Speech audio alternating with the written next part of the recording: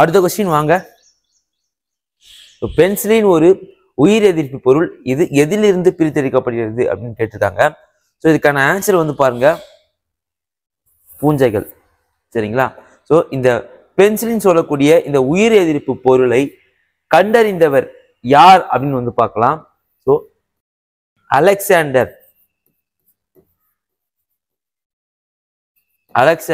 Fleming. இந்த Alexander ஃப்ளெமிங்கால penicillin கண்டுபிடிக்கப்பட்டிருக்கும். So எந்த வருஷம் கண்டுபிடிக்கப்பட்டிருக்கும்? 1928 கண்டுபிடிக்கப்பட்டிருக்கும். சரிங்களா? ஸோ இவர் லண்டன், இங்கிலாந்துல இருக்கக்கூடிய மேரிஸ் ஹாஸ்பிட்டல் சொல்லக்கூடிய ஒரு ஹாஸ்பிட்டல். ஸோ இந்த ஹாஸ்பிட்டல்ல இவர் ஒர்க் பண்ணும்போது பெனிசிலியம் நொட்டேட்டம் சொல்லக்கூடிய பூஞ்சை, அந்த பூஞ்சை பேர் நோட் பண்ணிக்கோங்க, பெனிசிலியம் நொட்டேட்டம். பெனிசிலியம் நொட்டேட்டம். ஓகேவா? பெனிசிலியம் நொட்டேட்டம் சொல்லக்கூடிய பூஞ்சையில் இருந்து இந்த பெனிசிலின் சொல்லக்கூடிய ஒரு மருந்து பொருள் 1928 அலெக்சாண்டர் ஃப்ளெமிங் கண்டுபிடிச்சிருப்பார். ஓகேவா? ஸோ இந்த பெனிசிலின் மருந்து ஒரு தொற்று நோய்க்கான ஒரு எதிர்ப்பு பொருளா வந்து இருந்திருக்கும். சரிங்களா? ஸோ இந்த பெனிசிலின் வந்து பார்த்தீங்கன்னா 4 வகையான பெனிசிலின் வந்து பார்த்தீங்கன்னா நமக்கு வகைகளா வந்து இருக்கு. சரிங்களா? ஸோ வாங்க அடுத்த கொஸ்டின் பார்க்கலாம். வகைப்பாட்டியல் என்ற சொல் எந்த மொழியிலிருந்து பெறப்பட்டது? ஓகேவா? ஸோ ஆன்சர் வந்து கிரேக்கம். உயிரினங்களின் பொது பெயர் காரணமா மிகப்பெரிய ஒரு சிக்கல் வந்து நிகழ்ச்சி. ஸோ இந்த பெயர் இதுக்கா இல்ல இந்த உயிரினத்துக்கு வந்து இந்த மாதிரி பெயரை வைக்கலாம் சொல்லிட்டு, ஸோ இதனுடைய சிக்கலை தீர்த்து ஒரு ஒழுங்குபடுத்துறது யாருன்னு வந்து பாத்தீங்கன்னா கரோலஸ் லினேயஸ்.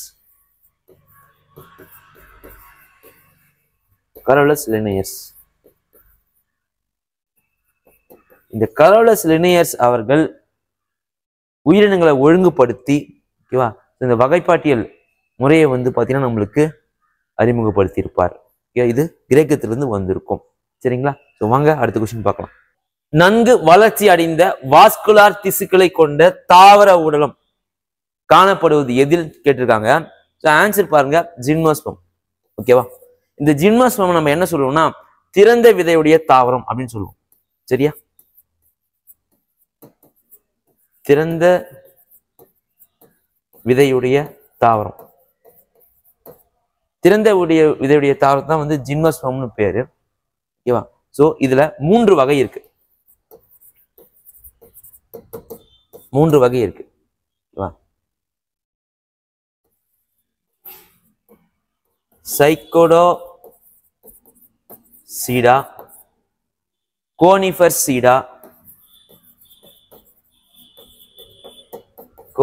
சீடா, ஜெனிடோப் சீடா.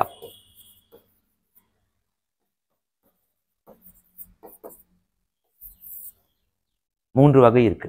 சரியா? அப்போ திறந்த விதையுடைய தாவரம் ஜிம்னோஸ்பம், அதே போல மூடிய விதையுடைய தாவரம் இருக்கு. இந்த மூடிய விதையுடைய தாவரத்திற்கு எடுத்துக்காட்டு பாருங்க. மூடிய விதை, இந்த மூடிய விதையுடைய தாவரத்துக்கு எடுத்துக்காட்டு ஆஞ்சியோஸ்பம்.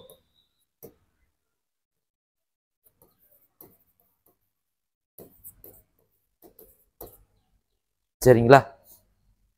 இந்த ஆஞ்சியோஸ்பம் இதனுடைய இலைகள் எப்படி இருக்குன்னா மடல்கள் போன்று காணப்படும்.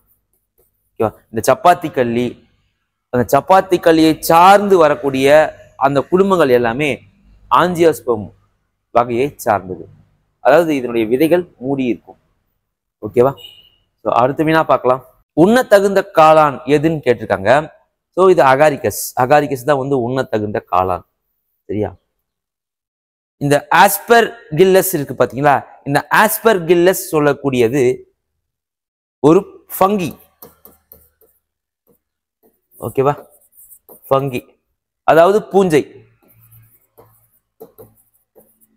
இது எதற்காக பயன்படுது அப்படின்னு வந்து பாத்தீங்கன்னா கழிவு மேலாண்மைக்காக.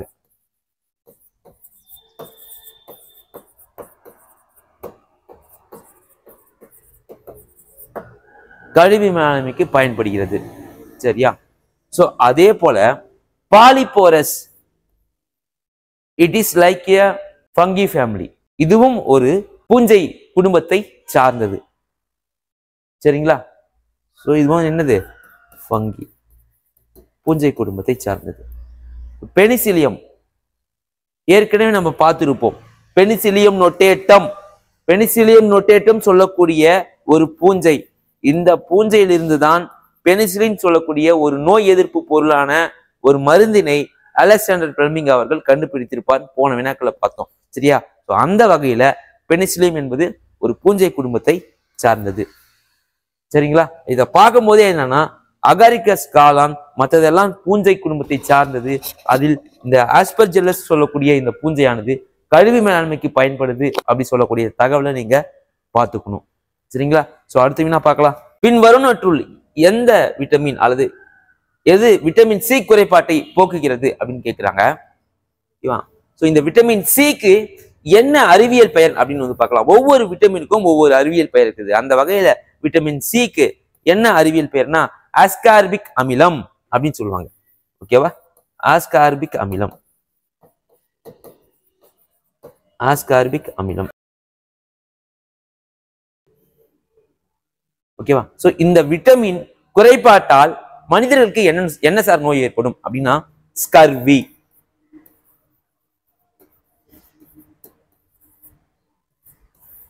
ஓகே, ஸ்கர்வி நோய் ஏற்பட்டா என்னென்ன பாதிப்பு ஏற்படும்? பல் ஈறுகளில் இரத்த கசிவு, பல் கூச்சம், பல் எனாமல் பாதிப்பு, இது எல்லாமே வந்து பாத்தீங்கன்னா உங்களுக்கு ஸ்கர்வி நோயினால் ஏற்படும். இது இந்த விட்டமின் சி இயற்கையாகவே எந்த பொருள்ல இருக்குதுன்னு வந்து கேட்டிருக்காங்க. நெல்லிக்காயில வந்து அதிக அளவில் இருக்கு. ஓகேவா? அப்போ நம்ம நெல்லிக்காய்ன்னு சொல்லக்கூடிய ஒரு பொருளை எடுத்துக்கும் போது இதனுடைய குறைபாட்டிலிருந்து நம்ம வெளியே வர முடியும். ஸோ இதற்கான விடை வந்து பாருங்க நெல்லிக்காய் தான். ஓகேவா? ஸோ எக்ஸாம் பாயிண்ட் ஆஃப் வியூல பாத்தீங்கன்னா விட்டமின் சியோடைய அறிவியல் பெயர் கேட்பாங்க. ஓகேவா? ஸோ ஸ்கர்வி எதனால வருதுன்னு கேட்பாங்க, ஸ்கர்வி பாதிப்பு என்னன்னு கேட்பாங்க. சரிங்களா? ஸோ அடுத்த வினா பார்க்கலாம். ஸோ இது வந்து பார்த்தீங்கன்னா ஒரு முக்கியமான வினா. சுவாச வேர்கள் டேஷ் தாவரத்தில் காணப்படுகின்றன அல்லது எந்த தாவரத்தில் காணப்படுகின்றன? ஓகேவா? ஸோ சதுப்பு நில தாவரங்கள்ல வந்து காணப்படுகின்றன. ஓகேவா? ஸோ இதுதான் வந்து இதுக்கான விடை. அப்போ சார் சதுப்பு நிலம்னா என்ன அப்படின்னு நம்ம பார்க்கலாம். ஓகேவா? சதுப்பு நிலம், இது ஆங்கிலத்துல மொழிபெயர்த்துக்கலாமே. சதுப்பு நிலம்னா வெட்லேண்ட். வெட்னா என்ன பொருள்? ஈரம். ஆண்டின் 365 நாட்களிலும் ஒரு இடம் ஈரப்பதமா இருக்குது அப்படின்னு வந்து பாத்தீங்கன்னா அது சதுப்பு நிலம் நம்ம வந்து சொல்லலாம். சரியா? அப்போ இந்தியாவில் இருக்கக்கூடிய சதுப்பு நிலங்கள் ஒரு 5-6 இருக்குது. ஸோ அதுல மிக முக்கியமா வந்து பாருங்க சுந்தரவன காடுகள், சுந்தரவன காடுகள், சுந்தர்பன்ஸ். இந்த சுந்தரவன காடுகள் எங்க இருக்குதுன்னா வெஸ்ட் பெங்கால், மேற்கு வங்காளம். ஓகேவா? வெஸ்ட் பெங்கால், மேற்கு வங்காளத்துல வந்து பாத்தீங்கன்னா உங்களுக்கு சுந்தரவன காடுகள் சதுப்பு நிலங்களாக காணப்படுகிறது. தமிழ்நாட்டில் எங்கு காணப்படுகிறது? தமிழ்நாட்டில் பிச்சாவரம். ஓகேவா? கடலூர் மாவட்டம் சிதம்பரத்திற்கு அருகே இருக்கக்கூடிய பிச்சாவரத்துல வந்து பாத்தீங்கன்னா நம்மளுடைய சதுப்பு நில காடுகள் காணப்படுகிறது. ஓகேவா? ஏன் இந்த சதுப்பு நில காடுகளை பாதுகாக்கணும்? மிக முக்கியமா இந்த சதுப்பு நிலங்களை ஏன் பாதுகாக்கணும் அப்படின்னா வந்து பாத்தீங்கன்னா இதை அழிந்து போக விடக்கூடாது அப்படின்னு சொல்லக்கூடிய காரணத்திற்காக 1971, நல்லா கவனிச்சுக்கோ, 1971 பிப்ரவரி 2 இந்த தேதியில ஈரான் சொல்லக்கூடிய நாட்டுல, ஓகேவா, ராம்சார் சொல்லக்கூடிய ஒரு இடம். ஓகேவா? ராம்சார், இந்த ராம்சார் இடத்துல ஒரு ஒப்பந்தம் வந்து உலக நாட்டின் தலைவர்களுக்கு இடையே வந்து ஒரு ஒப்பந்தம் கையெழுத்தானது. என்ன கையெழுத்துனா வந்து பாத்தீங்கன்னா சதுப்பு நிலங்களையும் சதுப்பு நிலங்களை சார்ந்து இருக்கக்கூடிய தாவரங்களையும் நாம் பாதுகாக்க வேண்டும் அப்படின்னு கையெழுத்தானது. ஸோ இந்த பிப்ரவரி 2 கையெழுத்து ஆனதுனால ஓகேவா இந்த நாளை என்னவா வந்து நம்ம கொண்டாடுவோம் அப்படின்னு பாத்தீங்கன்னா உலக ஈரநில நாள். ரொம்ப ரொம்ப இம்பார்ட்டன்ட், உலக ஈர நில நாள். ஓகேவா? பிப்ரவரி 2. இங்கிலீஷ்ல சொன்னோம்னா வேர்ல்டு வெட்லேண்ட் டே. ஓகேவா? வேர்ல்டு வெட்லேண்ட் டே எப்போ? பிப்ரவரி 2. ஓகேவா? சோ எதனால நம்ம வந்து பிப்ரவரி 2 உலக ஈரநிலமா கொண்டாடுறோம்? ஓகேவா? கடைபிடிக்கிறோம் அப்படின்னு வந்து பாத்தீங்கன்னா இதன் காரணமாக தான். சரிங்களா? ஸோ இதையே நீங்க வந்து இந்த தகவலையும் இந்த வினாக்கள்ல நீங்க பாத்துக்கணும். ஸோ அடுத்த வினா பார்க்கலாம். டேஷ் ஒரு ஒட்டுண்ணி ஆகும். இதுல வந்து கேட்டுருக்காங்க. ஸோ ஆப்ஷன் கொடுத்துருக்காங்க நம்மளுக்கு. ஸோ கஸ்குட்டா என்பது ஒரு ஒட்டுண்ணி. இது எந்த வகையான ஒட்டுண்ணி வந்து பாத்தீங்கன்னா ஒரு தாவர வகை, கொடி மாதிரி இருக்கும். ஓகேவா? ஆலமரம், அரச மரம், பனை மரம், இந்த மரங்கள்ல கொடி மாதிரி வந்து ஒரு குறிப்பிட்ட ஆண்டு காலம் வந்து பாத்தீங்கன்னா அதனுடைய சத்துக்கள் எல்லாமே எடுத்துட்டு இது வளர்ந்துரும். முக்கியமான மரங்கள் வந்து பட்டு போயிடும். சரியா? ஸோ இதான் வந்து பாத்தீங்கன்னா கஸ்குட்டா சொல்லக்கூடிய ஒரு ஒட்டுண்ணி தாவரம். முக்கியமா பாத்துக்கணும். ஸோ செம்பருத்தி, இந்த செம்பருத்தியோடைய அறிவியல் பெயர் வந்து பாருங்க ஐபிஸ்கஸ். ஓகேவா? ஐபிஸ்கஸ் ரோசா ரெனான்சிஸ். ஓகேவா? ஐபிஸ்கஸ் ரோசா ரெனான்சிஸ் சொல்லக்கூடியது வந்து பாத்தீங்கன்னா உங்களுக்கு இந்த செம்பருத்தியோடைய அறிவியல் பெயர். ஓகேவா? இதை நீங்க பாத்துக்கோங்க. ஓகேவா? சோ அடுத்து வந்து பாருங்க ஈஸ்ட். ஸோ ஈஸ்டை பொறுத்தவரையும் வந்து பாத்தீங்கன்னா பூஞ்சையிலிருந்து வரக்கூடியது. பூஞ்சையிலிருந்து வரக்கூடியது நொதித்தலுக்கு பயன்படும். ஃபெர்மெண்டேஷன், சர்க்கரை ஆலை. ஓகேவா? இந்த சர்க்கரை ஆலைகள்லாம் வந்து பாத்தீங்கன்னா ஈஸ்ட் தான் வந்து உங்களுக்கு பயன்படுது. சரிங்களா? ஸோ அடுத்து வந்து பாருங்க ஸ்பைரோகேரா. இந்த ஸ்பைரோகேரான்னு சொல்லக்கூடியது என்னன்னா ஒரு வகையான பாசி குடும்பத்தை சார்ந்தது. ஓகேவா? பாசி. அப்ப பாசியை பற்றி படிப்பதற்கு என்ன பெயர் அப்படின்னு பாருங்க பைக்காலஜி. ஓகேவா? சோ இந்த தகவலை இந்த வினாக்கள்ல நீங்க பாத்துக்கணும். சோ அடுத்த வினா பார்க்கலாம். ஓரலகு கூலும் என்பது என்னன்னு கேட்கிறாங்க. ஓகேவா? 6.242 × 10⁻18 இதுதான் இதற்கான விடை. கூலும் என்பது எதனுடைய அலகுன்னு பாருங்க மின்னூட்டத்தின் அலகு. மின்னூட்டத்தின் அலகு இதுதான் வந்து கூலும். சரியா? அடுத்து என்ன பார்க்கலாம். பட்டுப்பூச்சிகளை வளர்ப்பதும் பட்டு இழைகளை உருவாக்குவதும் டேஷ் என அழைக்கப்படுகிறது. ஓகேவா? சோ இந்த பட்டுப்பூச்சிகளை வளர்ப்பதும் பட்டு இழைகளை உருவாக்குவதும் என்னன்னு அழைப்பாங்கன்னா செரிகல்ச்சர். இப்போ என்னன்னா அகிம்சா பட்டு அப்படின்னு சொல்லிட்டு வந்துருச்சு. அதாவது பட்டுப்புழுக்களை கொல்லாமலேயே ஒரு வகையான பட்டு வந்து எடுக்கிற மாதிரி வந்து பாத்தீங்கன்னா உங்களுக்கு வந்துருச்சு. இது அகிம்சா பட்டுன்னு சொல்லுவாங்க. ஆனா இப்போ இந்த செரிகல்ச்சர் என்பது வந்து பாத்தீங்கன்னா பட்டு தொழில சார்ந்தது. அதாவது பட்டுப்பூச்சி வளர்த்தல் இதெல்லாம் வந்து செரிகல்ச்சரை குறிக்கும். ஸோ அடுத்து வந்து பாங்க ஃப்ளோரிகல்ச்சர். ஃப்ளோரிகல்ச்சர் என்பது மலர்கள் பூக்களை பற்றி படிப்பது. ஓகேவா? பூக்களை பற்றி படிப்பது ஃப்ளோரிகல்ச்சர். அடுத்து அக்ரிகல்ச்சர். அக்ரிகல்ச்சர் என்பது விவசாயம். எல்லாருக்குமே தெரியும் அக்ரிகல்ச்சர்னா விவசாயம். ஆனா என்னன்னா விவசாயம்னா நம்ம பெரும்பான்மை என்ன நினைச்சிட்டு இருக்கோம், பயிரிடுதல் கல்டிவேஷன் மட்டும் நினைச்சிட்டு இருக்கோம். கல்டிவேஷன் மட்டும் நினைச்சிட்டு இருக்கோம். அது இல்லை. விவசாயம் என்பது மீன் பிடித்தல், பயிரிடுதல், கால்நடை வளர்த்தல்,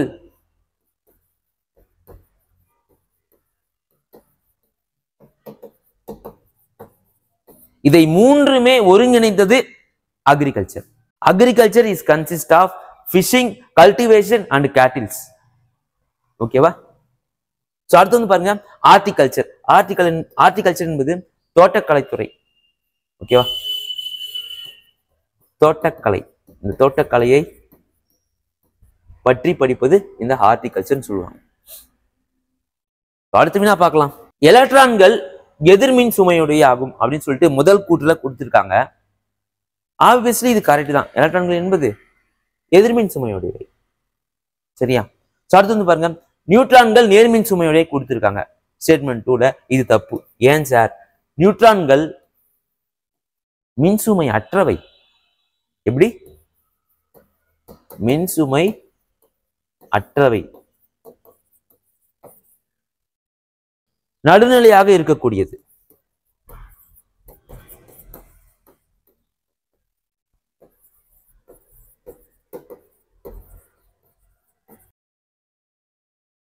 அப்போ நேர்மின் சுமையுடையவை எது அப்படின்னு வந்து பாருங்க, புரோட்டான்கள். புரோட்டான்கள் நேர்மின் சுமையை உடையவை. சரியா? அடுத்த வினா பார்க்கலாம். மின்னூட்டம் எந்த எழுத்தால் குறிக்கப்படுகிறது? ஏற்கனவே பார்த்தோம், மின்னூட்டத்தின் அலகு என்ன? கூலும். கூலுமுடைய மதிப்பு என்ன? 6.2.242 × 10⁻16. இதை நம்ம பார்த்துருப்போம்.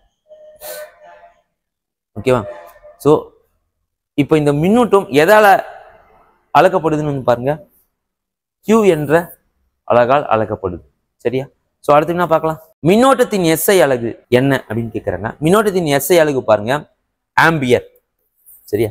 ஸோ இந்த இடத்துல SIன்னு இருக்குல்ல, இன்டர்நேஷனல் சிஸ்டம். ஓகேவா? இந்த இன்டர்நேஷனல் சிஸ்டம் தான் வந்து பார்த்தீங்கன்னா உங்களுக்கு இன்டர்நேஷனல் சிஸ்டம் சொல்லுவாங்க. ஸோ இதுதான் வந்து பார்த்தீங்கன்னா எல்லாத்துடைய அலகுல பொதுவாக இருக்கக்கூடிய ஒரு அலகு முறை. ஸோ கூலும் நம்ம பார்த்தோம். ஓகேவா? என்னது? மின்னூட்டம். மின்னூட்டத்துக்கு வந்து கூலும். ஓகேவா? ஸோ டிரான்ஸ்ஃபார்மர் வந்து பார்த்தீங்கன்னா மின்மாற்றின்னு சொல்லுவோம். அடுத்து ஜூல். வெப்ப ஆற்றலின் அலகு வந்து ஜூல். ஆற்றலின் அலகு.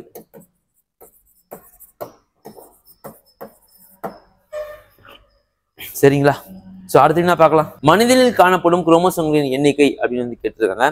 ஓகேவா? ஸோ 22 ஜோடி ஆட்டோசோம்கள், 1 ஜோடி அல்லோசோம்கள், ஆக 23 ஜோடி.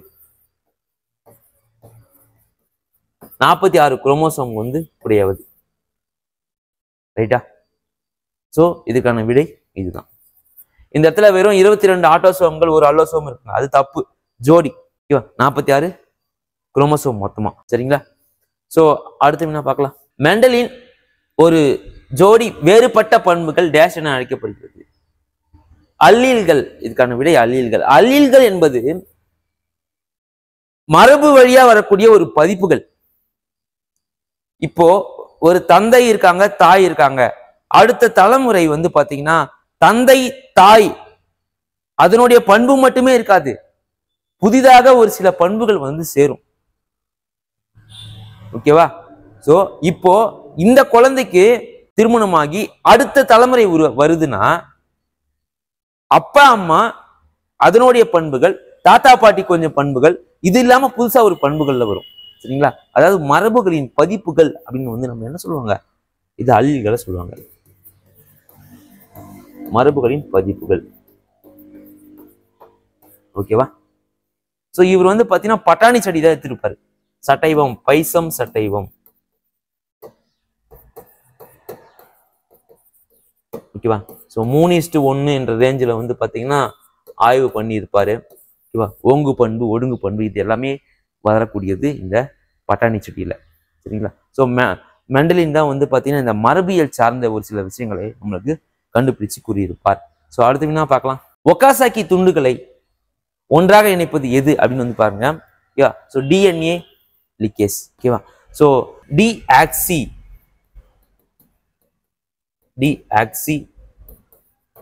ரிபோ நியூக்ளிக் ஆசிட்,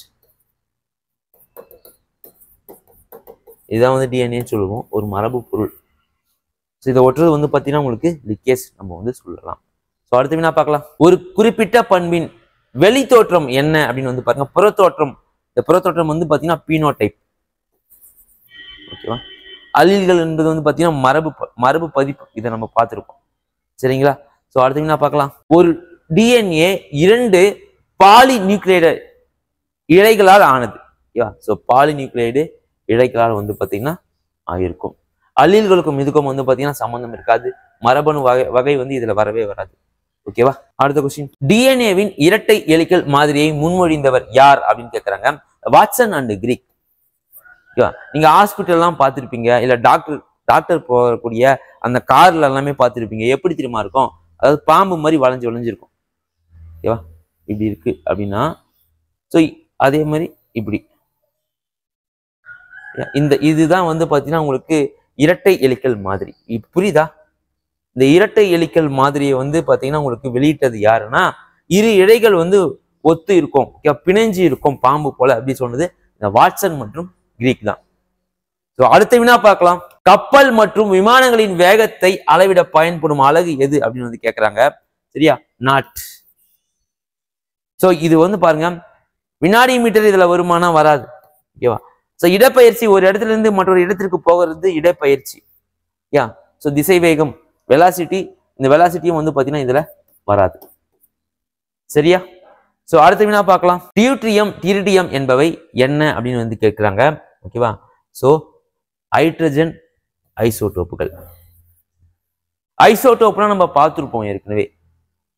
ஒரே நிறையுடைய புரோட்டான்களையும் வெவ்வேறு நிறையுடைய நியூட்ரான்களையும் கொண்டுள்ளது வந்து பாத்தீங்கன்னா உங்களுக்கு ஐசோடோப் நம்ம வந்து சொல்லியிருப்போம். ஓகேவா? ஸோ இந்த ஹைட்ரஜன் வந்து எங்க பயன்படும்? சூரிய ஒளிக்கு வந்து பாத்தீங்கன்னா உங்களுக்கு அதில் இருக்கக்கூடியது இந்த ஹைட்ரஜன். இந்த ஹைட்ரஜன் பெரும்பாலும் வாயு தானே. ஓகேவா? 18வது தொகுதியை சார்ந்தது. இந்த 18வது தொகுதி 18வது குடும்பம் அப்படின்னு வந்து வேதியியல்ல சொல்லுவோம். இந்த 18வது குடும்பம் வந்து மந்தவாயுக்கள் குடும்பம். எந்த ஒரு வினைக்கும் வினை யூக்கிக்கும் எதுக்குமே வந்து பயன்படாது. சரியா? அடுத்த வினா பார்க்கலாம். ஒரு அச்சினை மையமாக கொண்டிருக்கும் பொருளின் இயக்கம் என்னன்னா வந்து பாருங்க, தற்சுழற்சி இயக்கம். ஓகேவா? தற்சுழற்சி இயக்கம் நம்ம வந்து சொல்லுவோம். ஸோ இது வந்து பார்த்தோம்னா போட்டலாம் ஈஸி தான். ஒரு ஃபேன் சுத்துது, ஒரு பம்பரம் சுத்துதுன்னா தற்சுழற்சி தான். அதே மாதிரி ஊசல்னா வந்து என்னது? ஊஞ்சல் வந்து பாத்தீங்கன்னா அலைவு இயக்கம். ஒரு இடத்துல இருந்து பாத்தீங்கன்னா ஊஞ்சல் போயிட்டு வரும். ஓகேங்களா? நேர்கோட்டு இயக்கம்னா சைக்கிள் ஓட்டுறது வந்து பாத்தீங்கன்னா ஒரு நேர்கோட்டு இயக்கம். இதெல்லாம் வந்து ஈஸியாவே நம்ம பார்க்கும்போதே படிக்கும் போதே விடைகளை வந்து நம்ம அழிச்சிட முடியும். ஸோ அடுத்த வினா பார்க்கலாம். எலக்ட்ரானை கண்டுபிடித்தவர் யாருன்னு கேட்கிறாங்க. சரியா? J Thomson. இதுதான் இதுக்கான விடை. எலக்ட்ரான் எதிர்மின் சுமை கூடியது, நெகட்டிவ். நியூட்டன் வந்து பாத்தீங்கன்னா விதிகள், நியூட்டனுடைய முதல் விதி, இரண்டாம் விதி, மூன்றாம் விதின்னு இருக்கு. முதல் விதி நிலைமை விதி, இரண்டாம் விதி F=ma, மூன்றாம் விதி வந்து பாத்தீங்கன்னா உங்களுக்கு ஒவ்வொரு விசைக்கும் அதுக்கு எது விசை உண்டு. இதெல்லாம் நம்ம வந்து நியூட்டன் விதியில பார்க்கலாம். ரான்ஜென்ட் வந்து பாத்தீங்கன்னா எக்ஸ் கதிர்களை கண்டுபிடித்தவர் 1895ல. 1895ல எக்ஸ் கதிர்களை வந்து இது கண்டுபிடிச்சிருப்பார். ஸோ அதனால வந்து பாத்தீங்கன்னா இதனுடைய அளவு வந்து ரான்ஜென்டா வந்து வச்சிருப்பாங்க. சரிங்களா? சோ அடுத்து என்ன பார்க்கலாம். காற்றில்லா சுவாசத்தின் மூலம் உருவாகுது எது அப்படின்னு கேட்கிறாங்க. காற்றில்லா சுவாசத்தின் மூலம் குளுக்கோஸ் மூலக்கூறு, நல்லா புரிஞ்சுக்கோங்க, குளுக்கோஸ் மூலக்கூறு.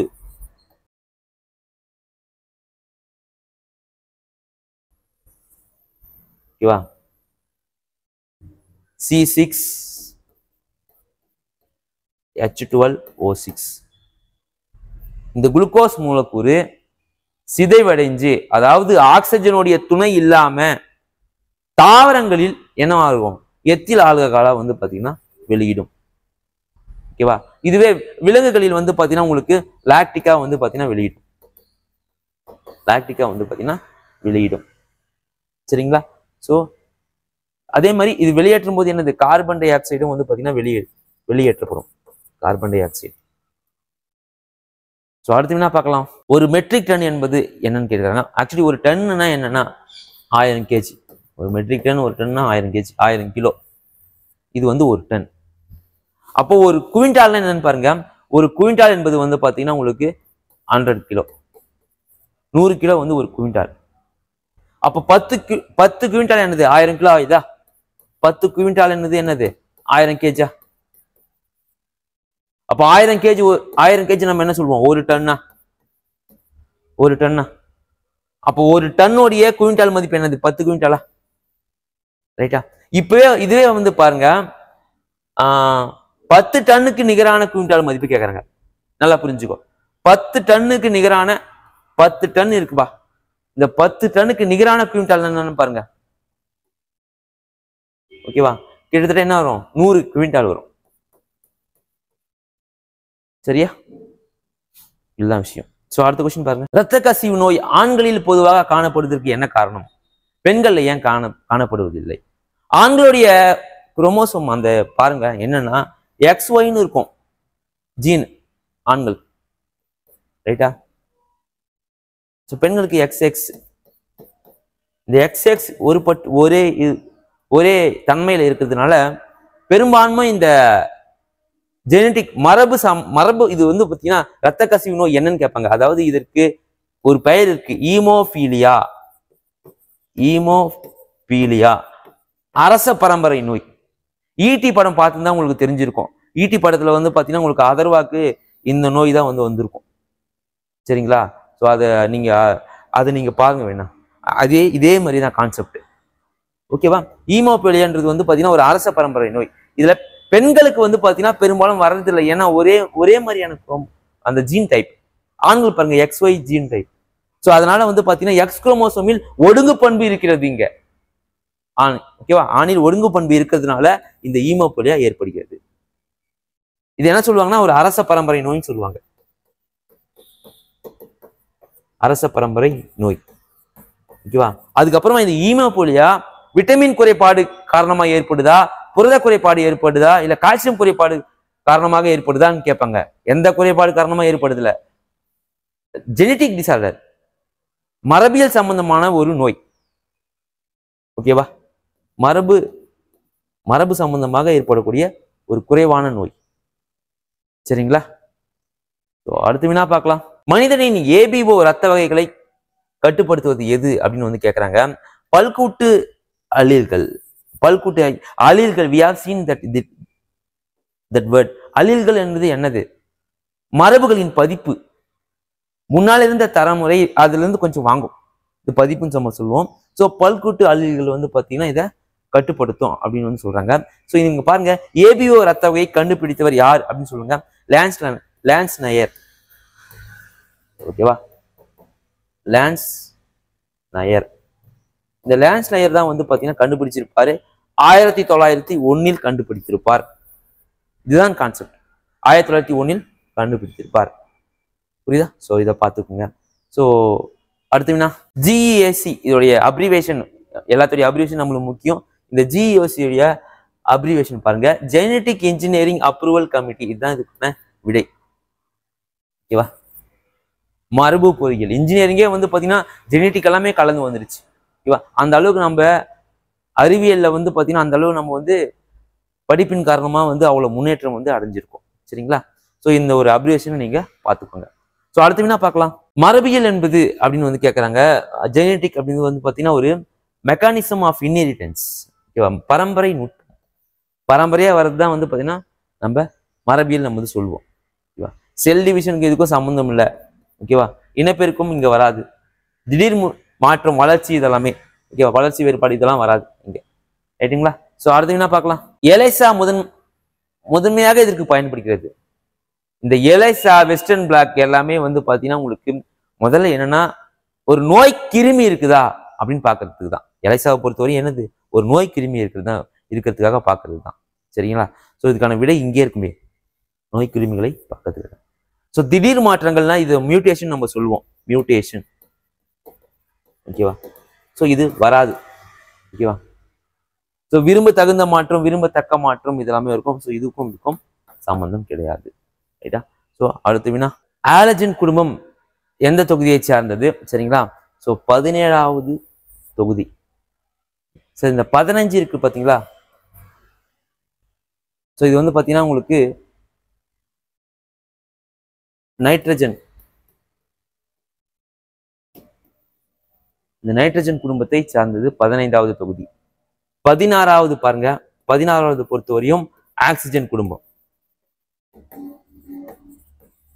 ஆக்சிஜன் குடும்பம். 18வது குடும்பம் பாருங்க, 18வது குடும்பம். இந்த 18வது குடும்பம் வந்து பாத்தீங்கன்னா உங்களுக்கு ஹைட்ரஜன், ஹீலியம், செனான், கிரிப்டான் என்னன்னு சொல்லக்கூடிய மந்த வாயுக்களை உடையது. அதாவது மந்த வாயுக்கள். ஓகேவா? இந்த குடும்பத்தை வச்சு நம்ம வந்து பாத்தீங்கன்னா எந்த ஒரு வினையூக்கியிலும், வினை சம்பந்தமான எந்த ஒரு கெமிஸ்ட்ரியிலும் வந்து அப்ளை பண்ண முடியாது. 18வது குடும்பம். சரிங்களா? ஸோ வாங்க அடுத்த வினா பார்க்கலாம். மனிதரில் எத்தனாவது ஜோடி குரோமோசோம் பால் குரோமோசோம்கள் ஆகும் அப்படின்னு சொல்றாங்க. ஸோ 23. ஓகேவா? ஸோ அடுத்த வினா, புரத குறைபாட்டினால் ஏற்படும் நோயின் பெயர் என்ன? ஓகேவா? இந்த புரத குறைபாட்டினால் ஏற்படும் நோயின் பெயர் மராஸ்மஸ். ஓகேவா? இந்த மராஸ்மஸ் புரத குறைபாட்டு நோயினால் ஏற்படும். இதை இப்படி வச்சுக்கோ. இதே புரத குறைபாட்டு நோயினால குவாஷியோக்கர் அப்படின்னு சொல்லக்கூடிய ஒரு நோய், குவாஷியோக்கர் வார்த்தை புரியுதா? குவாஷியோக்கர். இப்போ நோட் எடுத்து நீங்க எழுதிக்கணும். இந்த கொஸ்டின்ல புரத குறைபாடு நோய் அப்படின்னு போட்டுட்டு மராஸ்மஸ், குவாஷியோக்கர் இவை இரண்டு நோய்களுமே புரத குறைபாட்டு நோயினால ஏற்படும். வயது பாருங்க, சேம் டிட்டோ 1 to 5. இதுவும் 1 to 5. ஓகேவா? எங்க வேறுபாடு காணப்படுதுன்னு பாருங்க. எலும்பின் மீது தோல் போத்துனா மாதிரி அறிகுறி உடையது மராஸ்மஸ். ஓகேவா? இத குறிச்சுக்கோ. எலும்பின் மீது தோல் போர்த்தியது போல், எலும்பின் மீது தோல் போர்த்தியது போல் இருப்பது மராஸ்மஸ் நோய். குவாஷியோக்கர் இதுவும் புரத குறைபாட்டு நோய். 1 to 5 வயது குழந்தைகளுக்கு தாக்கத்தை ஏற்படுத்தக்கூடிய நோய். அறிகுறி உப்பிய வயிறு இருக்கும். ஓகேவா? உப்பிய வயிறு.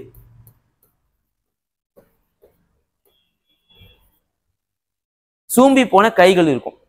கைகள்லாம் குச்சி குச்சியா இருக்கும். சரியா? சோ இது வந்து பாத்தீங்கன்னா உங்களுக்கு புரத குறைபாடுனால ஏற்படக்கூடிய நோய்கள். சோ பெரிபெரி என்பது வந்து பாத்தீங்கன்னா உங்களுக்கு விட்டமின் பி அதுல பாதிப்பு வரும்.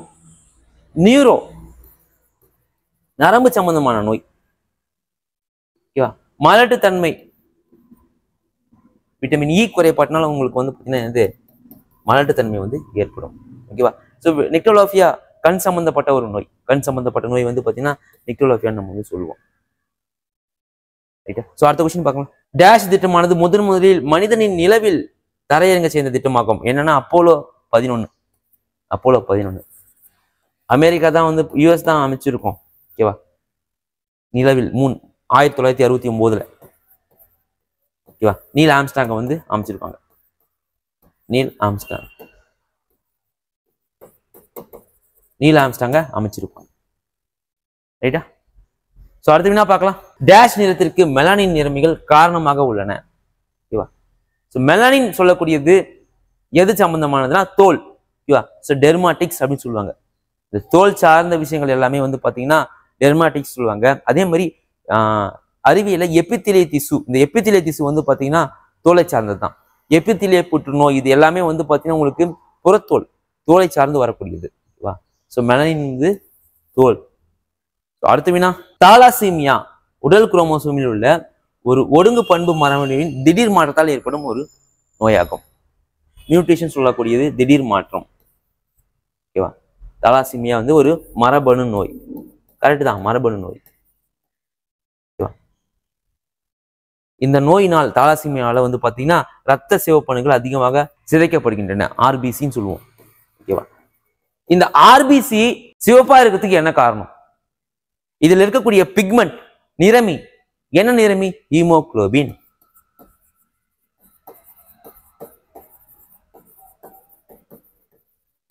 ஹீமோகுளோபின் சிவப்பா இருக்கிறதுனால தான் ஆர்பிசி சிவப்பா இருக்குது. இதுவே வந்து பாத்தீங்கன்னா WBCன்னு சொல்லுவோம். இந்த WBC தான் வந்து பாத்தீங்கன்னா உங்களுக்கு நோய் எதிர்ப்பு ஆற்றலை உருவாக்கக்கூடியது. முக்கியமா இந்த WBC வந்து பாத்தீங்கன்னா உங்களுக்கு லீகோ நிறமே இருக்காது, பிக்மெண்ட் இல்லை. சரியா? சோ இது நீங்க வந்து பாத்துக்கணும். ஓகேவா? அதுக்கப்புறம் திராம்போசைட்டின் ஒரு வகை இருக்குது. இதெல்லாம் ரத்தத்தை சார்ந்த வகை. சோ இந்த தாலாசீமியா சொல்லக்கூடிய ஒரு பரம்பரை நோய் வந்தாலே வந்து பாத்தீங்கன்னா ரத்த சிவப்பணுக்கள் சிதைக்கப்படும். ஓகேவா? இயல்புக்கு மாறான ஹீமோகுளோபின் ஒரு இடத்துல, இதுதான் புற்றுன்னு நம்ம சொல்லுவோம். அதாவது செல்களின் அசூர வளர்ச்சி. அதே மாதிரி மியூட்டேஷன் சொல்லலாம், திடீர் மாற்றம். ஒரு இடத்துல மட்டும் ஒரு நாள்ல திடீர்னு வீங்கிடும். இப்போ இந்த கண்ணை மட்டும் ஃபுல்லாவே ஒரு நாள்ல வீங்கிடும். ஓகேவா? சோ ஒரு தசை வந்து சாதாரணமா வளருதுன்னா அது வளர்ச்சி, நிலையான வளர்ச்சி. ஒரு இடத்துல மட்டும் வளருதுன்னா அது பேர் நோய். ஸோ இது வந்து பாத்தீங்கன்னா மாற்றம், திடீர் மாற்றம் நம்ம சொல்லுவோம், மியூட்டேஷன். ஓகேவா? ஸோ இங்க பாருங்க, முதல் கூற்று சரி, கூற்றுக்கான காரணமும் வந்து சரி. ஓகேவா? Option A. அடுத்த வினா பார்க்கலாம். இந்திய விண்வெளி ஆய்வு மையமான இஸ்ரோ எந்த ஆண்டு தொடங்கப்பட்டது? ஓகேவா, 1969. அப்போலோ 11 நம்ம பார்த்தோம். ஓகேவா, இஸ்ரோ தொடங்கும் போது அவன் வந்து பாத்தீங்கன்னா பாருங்க, இஸ்ரோ தொடங்கும் போது அவன் ஒரு ராக்கெட்டே இதுக்கு அமைச்சிட்டான். ஓகேவா, எங்க நம்ம மூணுக்கு வந்து அமைச்சிட்டான். நீல் ஆம்ஸ்டாக் வந்து போயிட்டாரு எப்போ 1969. ஆனா 1969 நம்ம என்ன பண்றோம், இஸ்ரோவை ஆரம்பிக்கிறோம். சரியா? ஸோ இஸ்ரோவுடைய ஃபுல் ஃபார்ம் அப்படியே சும்மா பார்த்துக்குங்க. Indian space research organisation.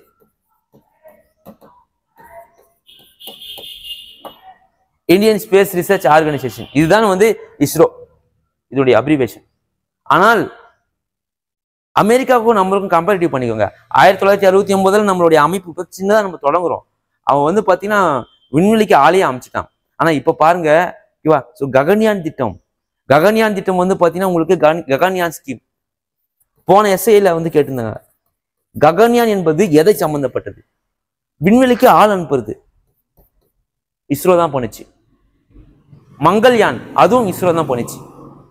ஓகேவா, இப்போ சமீபமா சந்திராயன் 3 2023 சந்திராயன் 3 வந்து பாத்தீங்கன்னா நம்ம லான்ச் பண்ணியிருக்கோம். ஓகேவா, சந்திராயன் 3 லான்ச் பண்ணியிருக்கோம். இது எல்லாமே வந்து இஸ்ரோவை சார்ந்து வரக்கூடிய இந்த கரண்ட் அஃபேர்ஸ். இப்போ வந்து பாருங்க, யார் வந்து இஸ்ரோவுடைய சேர்மன்? இதை பாத்துங்க, வி நாராயண். ஓகேவா, ஸோ ஒரு எக்ஸாமுக்கு ப்ரிப்பேர் பண்றோம்னா மற்றவங்களுக்கு நம்ம வேறுபட்டு காரணப்படணும். ஓகேவா, ஸோ ஒரு டாப்பிக்கை படிக்கணும், அந்த டாபிக்ல இருந்து நம்ம என்ன பண்ணணும், கொஸ்டினை வந்து போடணும். இப்படி இந்த கொஸ்டினை பார்க்கும்போது அந்த கொஸ்டினுடைய ஆப்ஷன் பார்க்கணும். ஆப்ஷன் பார்த்து அதில் இருக்கக்கூடிய என்னென்ன மாதிரியான சாத்தியங்கள்லாம் இருக்குது, எப்படியெல்லாம் வந்து பார்த்தீங்கன்னா கேள்விகள் வரும். ஸோ இங்க பாருங்க, இஸ்ரோன்னு மட்டும் தான் நம்ம இந்த வினாக்களை கொடுத்துருக்கோம். ஆனா இந்த இஸ்ரோ எப்ப ஆரம்பிச்சாங்க? இந்த இஸ்ரோ ஆரம்பிக்கும் போது மற்ற நாட்டு விண்வெளி ஆராய்ச்சி மையம் என்னென்னலாம் பண்ணுச்சு.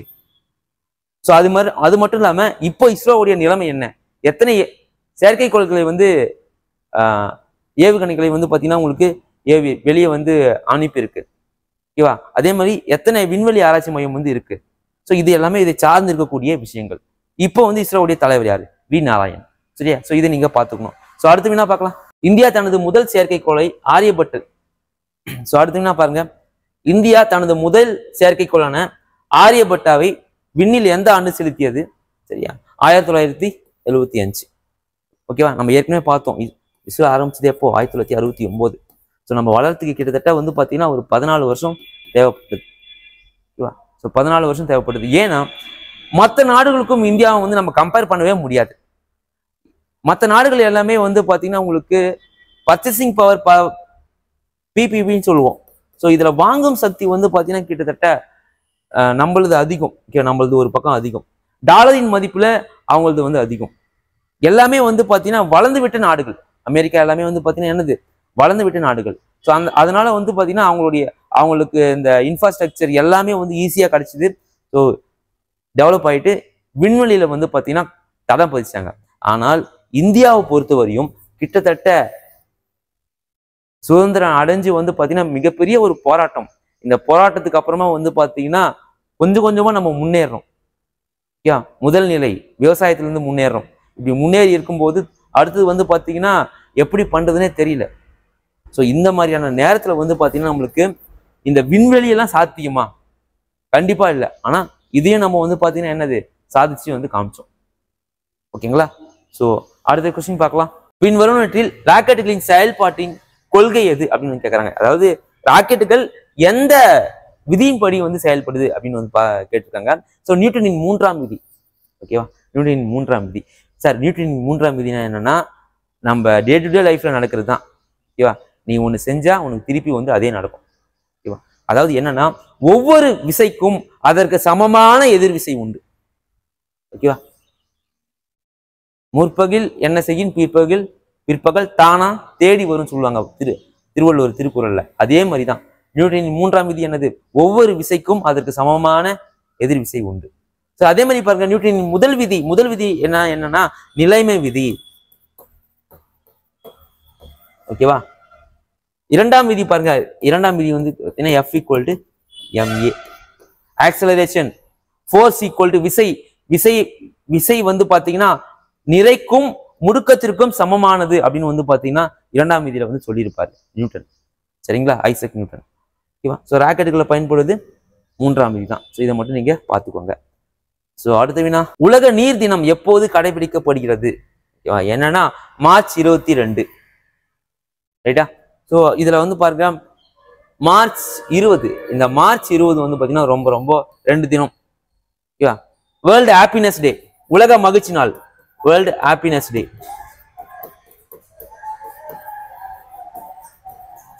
ஸோ அடுத்தது வந்து பாருங்க வேர்ல்டு ஸ்பேரோ டே.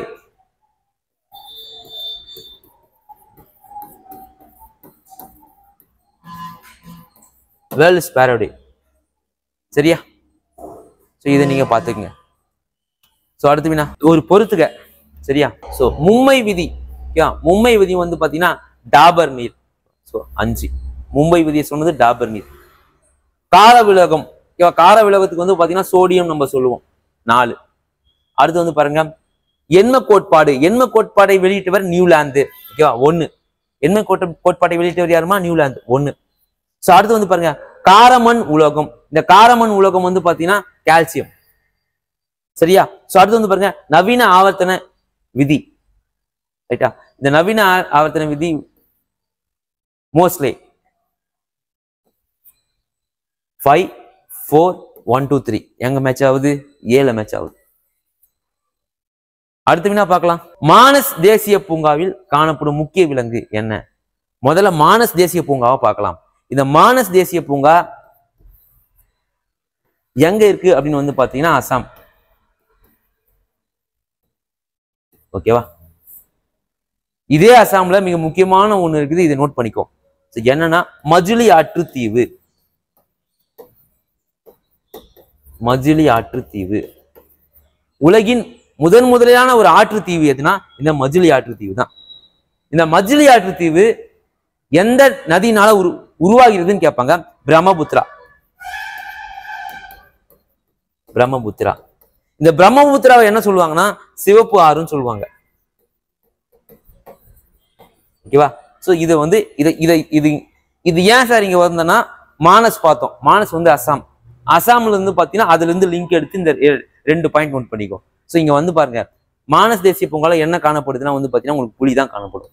ஓகேவா. சோ மானை பொறுத்தவரையும் வந்து பாத்தீங்கன்னா நம்ம தமிழ்நாட்டுல காணப்படும். ஓகேவா. என்ன சாங்சுரினா கருப்பு மான்கள். ஓகேவா. சோ வல்லநாடு மான்கள் சரணாலயம் எங்க காணப்படுதுன்னா தூத்துக்குடி. ஓகேவா. தூத்துக்குடியில வல்லநாடு மான்கள் சரணாலயம் காணப்படுது. அதே மாதிரி வந்து பாருங்க யானை. சோ யானையை பொறுத்தவரையும் வந்து பாத்தீங்கன்னா முதுமலையில வந்து பாத்தீங்கன்னா யானைகள் வந்து காணப்படும். ஓகேவா. ஸோ குரங்கு வந்து பாத்தீங்கன்னா ஆல்மோஸ்ட் எல்லா இடத்துலயுமே வந்து பரவி தான் இருக்கும். ரைட்டா. ஸோ அடுத்து என்ன பார்க்கலாம். பால் தயிராக மாறுவது எதுன்னு கேட்டிருக்காங்க. ஓகேவா. மீளா மாற்றம். பால் தயிராக மாறுவதற்கு என்ன அமிலம் அப்படின்னு வந்து பாருங்க லாக்டோபேசிலஸ்.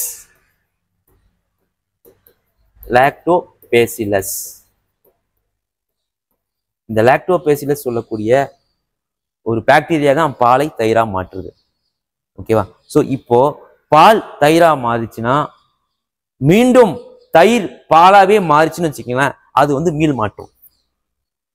ஓகேவா.